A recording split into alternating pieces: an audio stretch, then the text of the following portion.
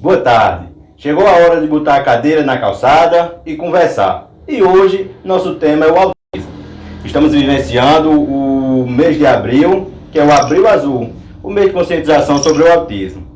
E para dar visibilidade às diferentes necessidades dos pacientes que convivem com a condição e ampliar o debate sobre o assunto, o Conversa na Calçada recebe ela, que é uma mãe e profissional exemplar, integrante do grupo Autismo Caririaçu, doutora Glaudes. Seja bem-vinda, doutora. Obrigada, Isaac. Boa tarde. É um enorme prazer estar aqui na calçada com vocês e ter a oportunidade de ter essa conversa, né? Eu fico lisonjeada de ter sido convidada para a gente conversar sobre um tema tão importante. Você pode ter certeza que a alegria é toda nossa em você ter aceito esse convite. Doutora Glaudes é mãe de uma criança autista. Seu filho completou 10 anos, né? Sim, no último dia 13. Fala um pouco sobre essa experiência, sobre essa sua mudança de vida depois do rapazão lá. Isso, eu costumo dizer que a gente conhece um mundo novo, né? Todo pai e mãe atípico, a gente costuma usar essa denominação, né?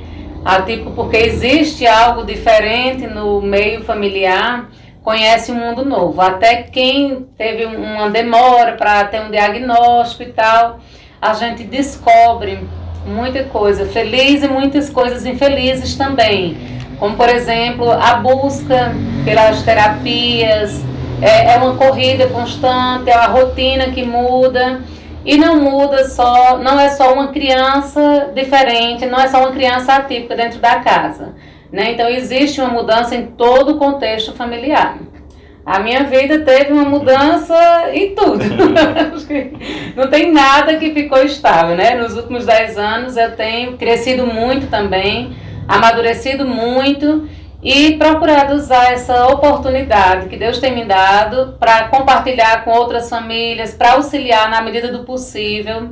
Mas o fato é que a gente precisa, acho que as pessoas às vezes esquecem um pouquinho do resto da família e a gente precisa entender que muda a vida daquela mulher como mãe, como mulher, como esposa, que muda a vida do pai ou do companheiro se ele for presente e dos outros filhos também. É uma mudança geral. Eu acredito que não existe criança autista, existe uma família.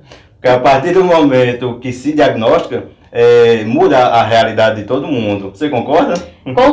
Concordo que é assim, é uma família porque a rotina não muda só para aquela criança. Muitas vezes a questão de alimentação, são crianças que têm uma seletividade alimentar em algumas situações. Então, geralmente a família tende a acompanhar aquela mudança na alimentação. Muda a rotina de sono, então rotina de sono quando muda para um membro da família, não muda só para ele, muda para a família inteira. Então, de fato, nasce uma família autista. É uma superação, né? Muito aprendizado também. Muito aprendizado. Doutora Glaudes, conta para a nossa audiência quais são as principais características do autismo. Eu digo as principais porque cada criança, cada ser humano que tem o autismo se comporta de maneiras diferentes. Há algumas características que podem definir, mas cada um tem sua particularidade, né? Quais são essas características que definem um autista? Isso, você falou algo importantíssimo. Cada autista, ele é único, né? Então nós costumamos dizer que existem inúmeras características autistas. Não tem como a gente definir exatamente porque cada ser é único, cada autista vai ter as suas características. Mas, de uma maneira geral, para fechar um diagnóstico, é um quadro de sintomas clínicos, né, uma avaliação clínica. Então, de uma maneira geral, eles têm um conjunto de transtorno sensorial.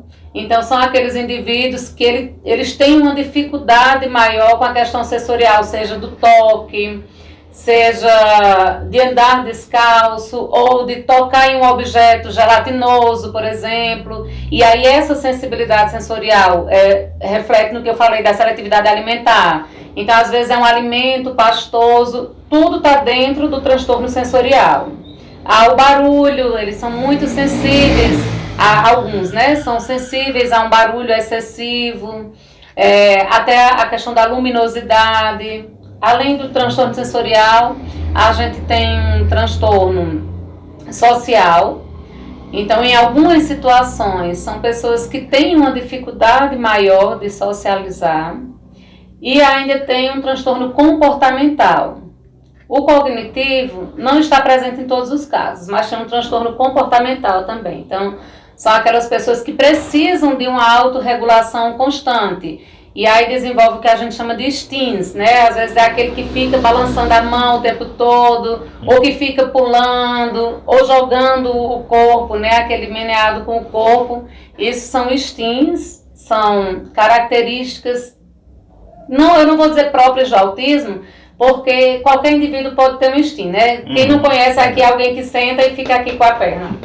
Nós precisamos nos regular. Só que o autista, por conta dos transtornos sensoriais, ele precisa um pouquinho mais que a gente. Então, de uma maneira geral, esse conjunto de sintomas, ele indica um diagnóstico para autismo, né? Não é fechado com isso, mas são indicativos. Uhum. Você diagnosticou, você trabalha na área da saúde, eu acredito que para o diagnóstico tenha sido mais fácil, não sei, mas quais os sinais que o pai, a mãezinha tem que ter para aquela criança para que venha diagnosticar o autismo? Isso, no nosso caso, o FIDES ele tem também a síndrome de Angelman, né, que é o diagnóstico principal dele é a síndrome de Angelman, e a síndrome de Angelman ela traz todo o conjunto de sintomas do autismo, e aí ele tem o que a gente chama de autismo secundário, que o autismo dele já se dá por conta da síndrome, então a gente não teve essa dificuldade para fechar diagnóstico de autismo, porque nós fechamos primeiro o diagnóstico de síndrome. Mas é importante os pais observarem o desenvolvimento e o comportamento daquela criança ao longo do seu desenvolvimento. Então, são algumas crianças que eles vão ter, em algumas situações também, um transtorno da linguagem. Então, são crianças que, em algumas situações, demoram um pouco mais a falar. Nós conhecemos casos de crianças com 3, 4, 5 anos que ainda não tinham um repertório verbal. Outro comportamento que deve ser observado é a questão de contato visual, por conta do que eu falei do transtorno social. Então, algumas situações são crianças que têm dificuldade de ter esse contato visual.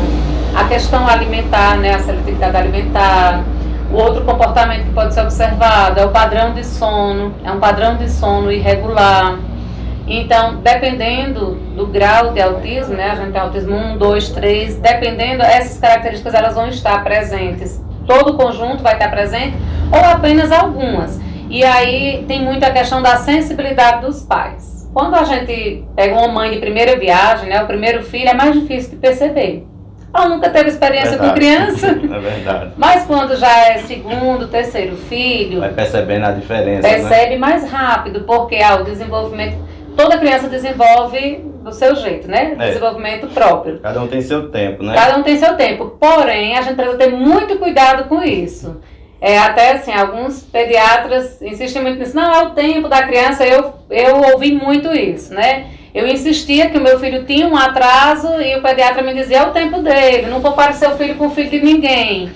E aí o alerta que eu deixo para os pais é, observe sim, insista. Se você está achando que seu filho tem um comportamento muito diferente dos outros, ou tem os autistas eles costumam ter em algumas situações hiperfoco, né? E gostam muito de coisas que giram.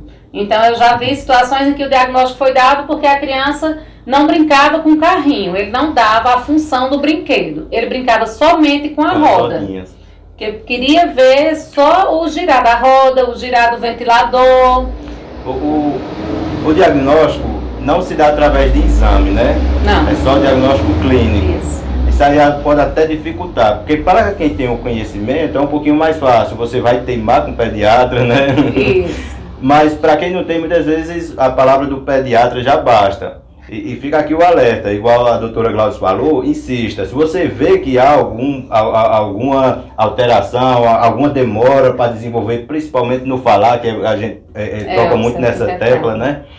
Insista, converse com o pediatra e mostre o outro lado, né? Não, mas não estou comparando com o filho de fulano, igual o seu pediatra falou, mas que tem que ter uma atençãozinha a mais, né? Isso, e até assim, Isaac, vem escutar a opinião de outro profissional. muda de profissional, vê uma segunda opinião. Eu vi muitas situações em que essa fala da mãe não foi devidamente valorizada, levando a um diagnóstico tardio. Podia ter tido um diagnóstico precoce e aí ter também um tratamento precoce. Mas como a fala da mãe não foi valorizada, não foi validada naquele momento, acaba atrasando esse diagnóstico. Então é importante também ouvir uma segunda opinião. Às vezes é coisa da nossa cabeça mesmo, às vezes é paranoia de mãe, mas vale buscar. Verdade. Nesse pensamento, eu acredito que tenha sido nesse pensamento, para melhor, minha opinião já, né? Hoje temos em Caririaçu o grupo Autismo Caririaçu, formado por pais, mães, amigos de autistas, amigos de mães autistas. Qual a importância desse grupo nessa hora de o pai sentir uma diferença? O grupo está de portas abertas para acolher. Qual o papel? Sei também, complementando para você responder, a gente sabe que depois que houve a formação desse grupo, já houve algumas conquistas a nível municipal. Sim. Fala da importância desse grupo para aquele pai que está desconfiando, que vê alguma alteração na criança, e também sobre as conquistas do grupo. Sim, o grupo eu acho assim uma riqueza, né? A rede social tem nos proporcionado isso.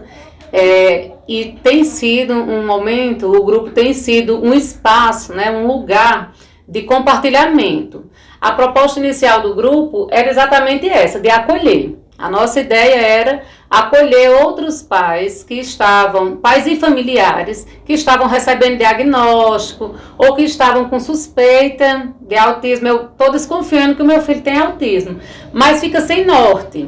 Isso é normal acontecer. Quando a gente recebe um diagnóstico de uma deficiência, seja ela autismo ou qualquer outra, existe um luto para a família, porque foge um pouquinho do idealizado. Né? Não era aquela criança que você idealizava. Deixo claro que isso não significa que os pais amam menos. Mas existe um processo natural de luto. Eu acredito que é justamente o contrário, os pais vão amar mais. Vão amar mais, mas existe um processo muito sofrido, até você entender e aceitar que o seu filho, ele é igual aos outros, só que ele tem necessidades a mais, ou necessidades que os outros não tiveram. Então a proposta, a princípio, era essa: acolher essas famílias, orientar inclusive em relação a terapias, onde é que eu busco, porque a gente fica perdido, viu? Eu sou da área da saúde e quando meu filho precisou iniciar as terapias, eu não sabia onde buscar. Né? A gente não conhece os terapeutas, mesmo com plano de saúde é difícil você encontrar bons terapeutas. E aí o grupo, ele é aberto, hoje inclusive a gente está pensando em mudar o nome do grupo e ampliar para outras deficiências. O grupo é aberto não só para autismo, mas para outras deficiências também. Então se tem interesse de entrar no grupo, fala comigo, ou fala com a Karine, ou fala com qualquer outra pessoa que você conhece do grupo, que a gente vai inserir a proposta de acolhimento. E aí a partir do grupo nós conseguimos fortalecer uma luta aqui em Caririaçu. Eu vinha buscando já há algum tempo, eu sou efetiva do município e tenho a necessidade de meu filho estar em terapia diariamente. E aí eu tinha a questão da minha carga horária. Eu não tenho quem leve o meu filho para terapia e eu preciso fazer isso, só que eu também preciso trabalhar. Eu preciso ter dinheiro para pagar essa terapia. Verdade. E aí partindo da questão legal que já existe no estado, que existe para servidor federal, servidor estadual, e outros municípios também têm redução de carga horária para os pais de crianças deficientes, desde que eu comprove que meu filho precisa daquelas terapias, que ele realiza e que sou eu que levo, não tem outra pessoa. Então, desde que a gente consiga comprovar isso, eu posso ter direito à redução de carga horária. Porém, não era lei aqui em Caririaçu.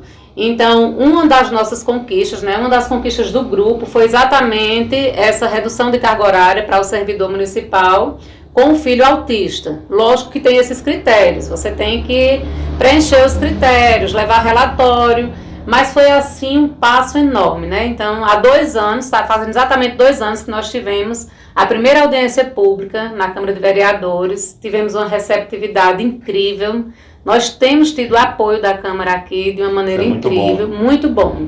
E finalmente virou lei. né? Então, os servidores que estão nessa situação têm conseguido, sim, a sua redução de carga horária. E aí a gente continua, né? A luta não era só essa, a necessidade não é só essa. Nós estivemos recentemente na Câmara também levando um projeto onde a gente busca um centro de reabilitação para deficientes. A redução de carga horária, ela ainda é restrita ao autismo.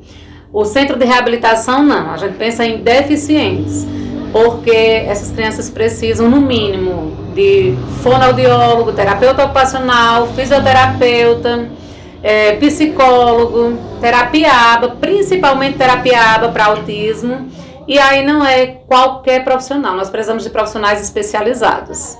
Então, nós estamos, no momento, o grupo está nessa luta, mais uma vez com o apoio da Câmara de Vereadores. Nós tivemos um apoio unânime no último momento que nós estivemos lá, entre outras coisas, né? Já conseguimos a carteirinha do autismo, que já está sendo realizada aqui. Conseguimos realizar a Semana do Autismo, que foi maravilhosa, e aí a pandemia atrapalhou um pouquinho a gente esses últimos 2 anos, mas o grupo permanece e está aberto, sim. Isso, muito bacana. Você falou aí das vezes que vocês estiveram na Câmara, por coincidência ou por privilégio, eu pude estar presente na aprovação do projeto da Semana do Autismo, o outro projeto para dar a redução da carga horária aos pais dos autistas e dos deficientes. Foi muito bacana estar presente e, assim, fica os parabéns à postura da Câmara Municipal em relação ao Grupo Autismo Caririaçu. Nessa última vez que você foi lá explanar o projeto do centro, eu também estava presente.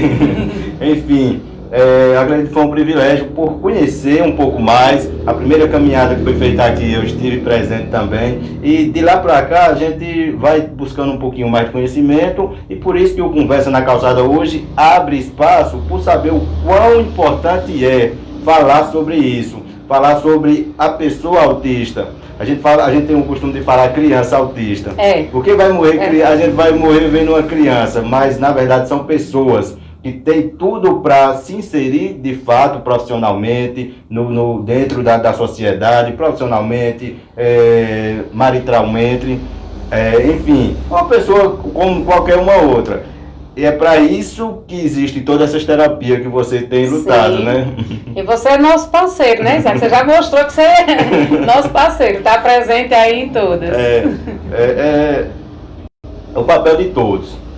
Tentar entender o próximo e tentar naturalizar. A gente sabe que há uma diferença, é igual a gente falou, a partir do momento que nasce uma criança autista, a família passa a ser autista, porque tem algumas necessidades a ser supridas, tem uma atenção maior, mas não deixa de ser uma pessoa igual a gente, não deixa de ser um ser humano passivo de todos os direitos e deveres, né?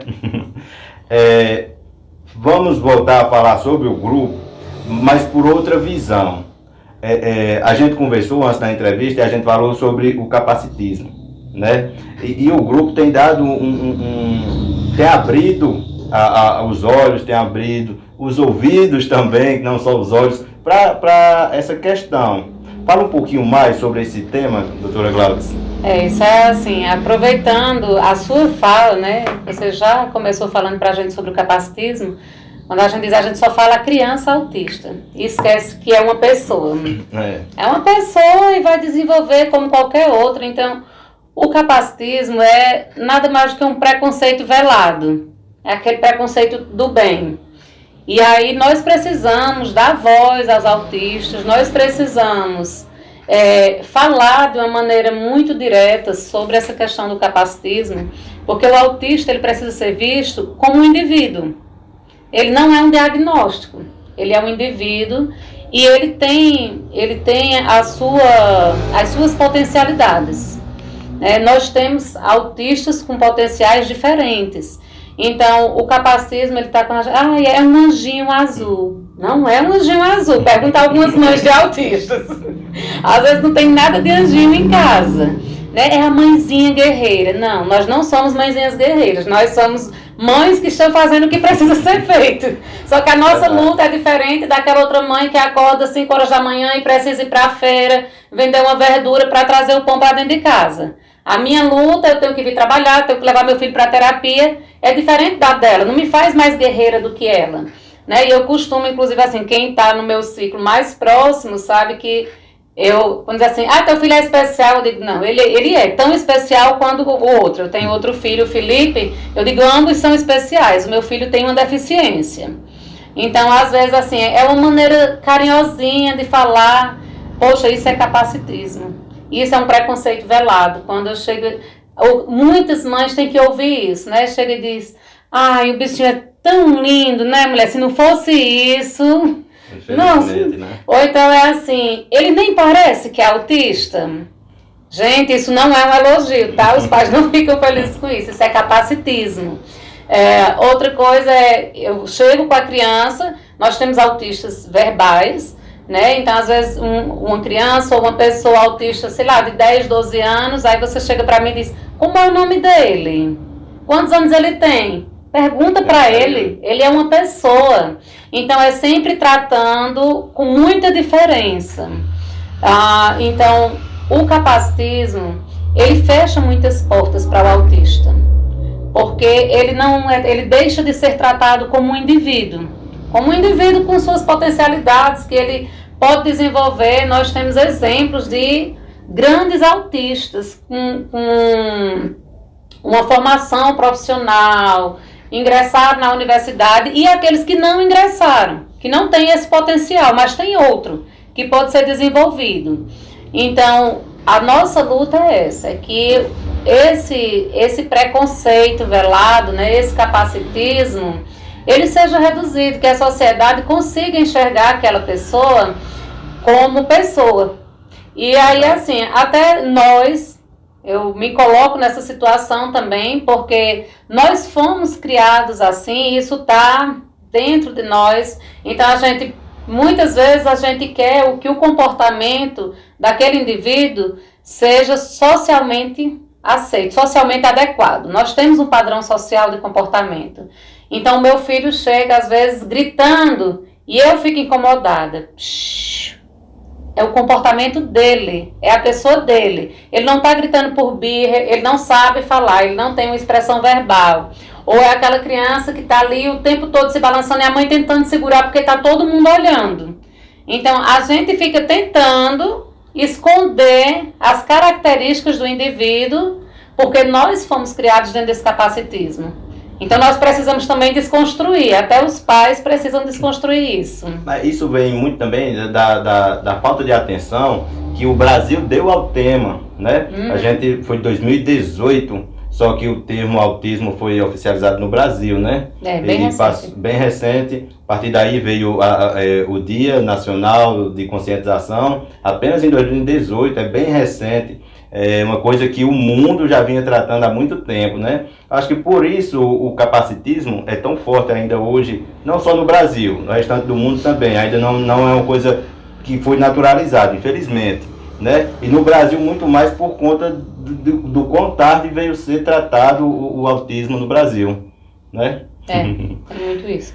Chegamos aqui ao momento do que estão dizendo por aí. É um quadro onde a gente traz uma informação que circulou no nosso município, aquela notícia que viralizou, né? E essa semana a notícia que viralizou foi aqui o Ministério Público do Estado do Ceará, em ação conjunta com a Polícia Civil, deflagrou na manhã da última terça, dia 20, a Operação Egoísmo, aqui em Caririaçu, para cumprir 5 mandados de busca e apreensão na Secretaria de Saúde do município e na residência de servidores municipais. A operação apura a possível conduta de pessoas que furaram a fila da vacina contra a Covid-19 na cidade de Caririaçu.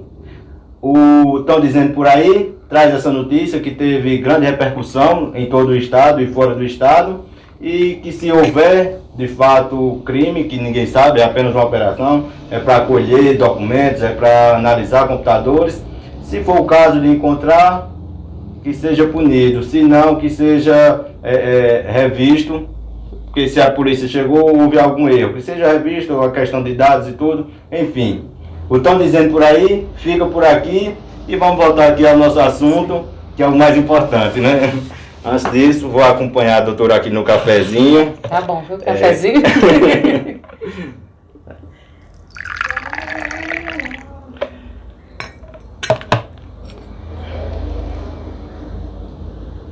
Voltando. Muitos pais têm a dificuldade na aceitação. Isso a gente já falou, mas é um assunto que a gente tem que falar. Essa dificuldade que os pais têm do diagnóstico do autismo. E muitos buscam soluções, como uma possível cura. Mas sabemos que o transtorno do espectro autista não tem cura. Glaudes, fala um pouco sobre esse tema. É preciso debater muito sobre essa questão da busca da cura do autismo, porque infelizmente há pessoas mal intencionadas que vendem essa ideia dessa cura. O autismo não tem cura, tem um tratamento. Então fala um pouquinho mais sobre essa aceitação, que é difícil. A gente já iniciou até falar sobre essa aceitação, mas essa questão da busca pela cura. Ainda na questão da aceitação, né? Acho que assim, o primeiro passo para o tratamento de uma criança, de um indivíduo com qualquer deficiência, assim como o autismo, é a aceitação da família. Então, passado esse momento de luto, quando a família aceita a necessidade de intervenções para aquele indivíduo, aí as coisas parecem assim que clareia um pouco, né? Parece que agora clareou, agora eu estou entendendo. O que é que acontece? Muito comum, isso é corriqueiro. As famílias sentem vergonha. Eu conheço muitas famílias que por muito tempo se envergonhavam de dizer que o filho era autista. Né? Não, ele é assim mesmo, ele é mais danado, ou ele é mais quietinho, porque era aquele menino que não queria contato social e tal. E a gente tem, a escola muitas vezes é quem traz esse diagnóstico, e a gente tem uma negação muito grande dos pais. Enquanto não tem a aceitação, não é possível ter uma conduta terapêutica adequada. Porque enquanto eu não entendo que o meu filho necessita daquela conduta terapêutica, ele não vai ter aquilo e o tempo vai passando. E a gente vai perdendo tempo com essa criança, perdendo um tempo de desenvolvimento. Repete a segunda parte da pergunta. Fala demais e esquece. Não, a gente fala da questão da cura. Sim, da cura. Isso é importantíssimo a gente falar. Porque assim, aliado a essa negação, existe uma busca louca pela cura. E aí tem muita gente se aproveitando de pais fragilizados, de famílias que não passaram desse momento da negação. E aí tem muito charlatão no mundo, né? Verdade, infelizmente. Vendendo de tudo. Você encontra charlatão vendendo de tudo e só vende porque tem quem compre. Então chega a ser absurdo que a gente escuta. Olha, tem uma terapia, né? Vou colocar aqui entre aspas, que promete a cura do autismo, que pasme. É água sanitária injetada no reto do indivíduo. Isso é absurdo demais. Mas tem pais apostando nisso. Se existe, se está à venda hoje no Brasil isso, é porque tem quem vá lá e dê crédito. Então, outra coisa, eu vou falar aqui da constelação familiar. Não sou contra a constelação familiar, para outras situações. Para autismo, não. Mas eu já vi comercial de constelação familiar falando que é porque houve um crime na família, lá nos antepassados, e aí a criança nasceu com autismo. Se você fizer a constelação familiar adequada, vai resolver todo esse processo do passado que está mal resolvido e a criança deixa de ser autista. E aí tem gente indo lá e fazendo, né? E assim tem muitos. Então a gente precisa entender o seguinte: autismo não tem cura. Autismo é um conjunto de características próprias do indivíduo. Você tem características próprias, eu tenho. Então, nós podemos modificar essas características ao longo da nossa vida. Mas nós não vamos deixar de ser nós, né? Nós sabemos hoje que o autismo ele tem um fundo genético. É de fato genética. Então nós não vamos conseguir modificar isso. O que é que acontece? Se eu tenho um diagnóstico precoce e uma intervenção precoce adequada, eu consigo diminuir as características que são prejudiciais à vida do indivíduo. Porque tem característica que tanto faz eu continuar tendo ou não. Se não me prejudica em nada, não tem importância. Então, aquele autista que ele tem um pequeno repertório verbal, uma fonoaudióloga boa, ela vai conseguir aumentar o repertório verbal desse indivíduo.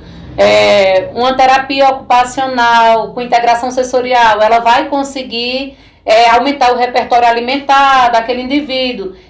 E ele vai ficar normal. Não, normal ele já é. Mas ele vai ter as características que antes estavam trazendo algum prejuízo. Um filho de uma amiga que passou 2 anos tomando só suco de maracujá. Era a única coisa que ele aceitava. E aí, com uma boa intervenção terapêutica, ela conseguiu aumentar o repertório alimentar. Ele deixou de ser autista? Não. Mas ele teve um ganho importante. Então, hoje, a terapia ABA, que é uma terapia comportamental, ela é assim, a chave para o tratamento do autismo. Porque exatamente eu vou redirecionar o comportamento do indivíduo. E eu posso ter muito ganho com isso. E aí aquelas características, elas podem ser bem reduzidas. Ele pode passar a ter uma hipersensibilidade diminuída, pode ter uma sociabilidade melhor, aumentar o repertório de fala, repertório alimentar e não deixar de ser autista. A gente precisa ter isso muito claro.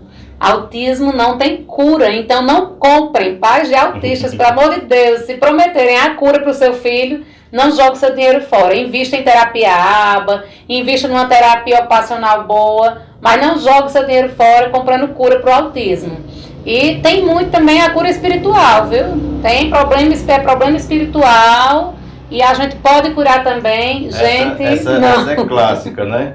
Não só para o autismo, a questão da cura espiritual, mas vem a depressão, vem muita coisa e que o pessoal mistifica. Isso. Infelizmente, é preciso ter cuidado e é preciso estar atento. Porque a partir do momento que você compra uma ideia dessa, em vez de ajudar, você está prejudicando. Isso. Está prejudicando porque você está atrasando o tratamento.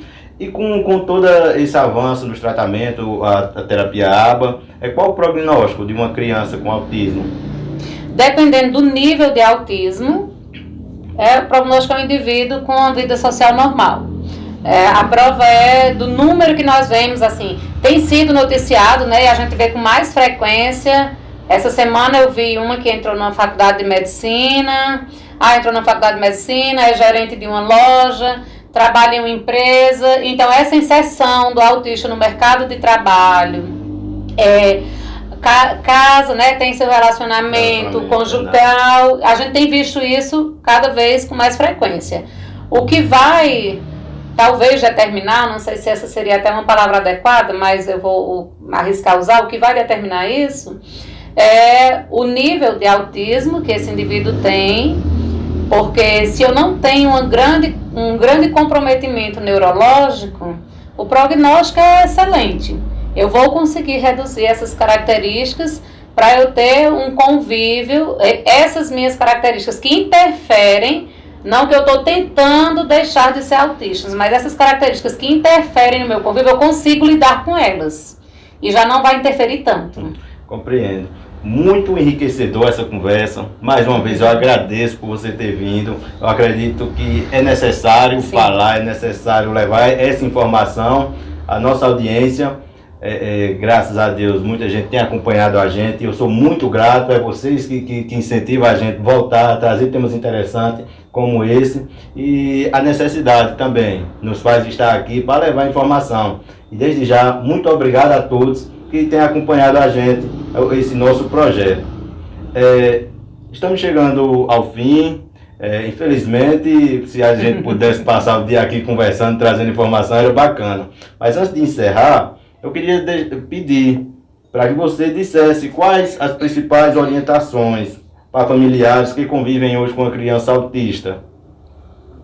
Eu quero já agradecer, né? Assim, o tempo passa que a gente nem percebe. Realmente é uma conversa muito agradável. A principal orientação seria: procure proporcionar ao indivíduo autista da sua família o tratamento adequado. Não adianta a gente perder tempo, porque a gente perde tempo com o profissional errado. Eu perdi tempo com meu filho pela questão que nós conversamos lá no começo, que falamos lá no começo da nossa conversa. Você chega num mundo novo, onde você não sabe muita coisa. Então, terapia ocupacional.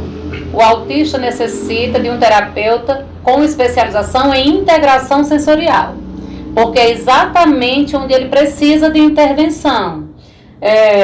Terapia ABA. Não adianta fazer qualquer terapia, eu preciso fazer terapia ABA. Então, a minha orientação é: procura o profissional com a especialidade adequada para a necessidade daquele indivíduo. Eu perdi muito tempo, por exemplo, com fono. Né? Não é qualquer profissional, fonoaudiólogo, que vai fazer um trabalho que pode ter uma resposta boa para um indivíduo autista.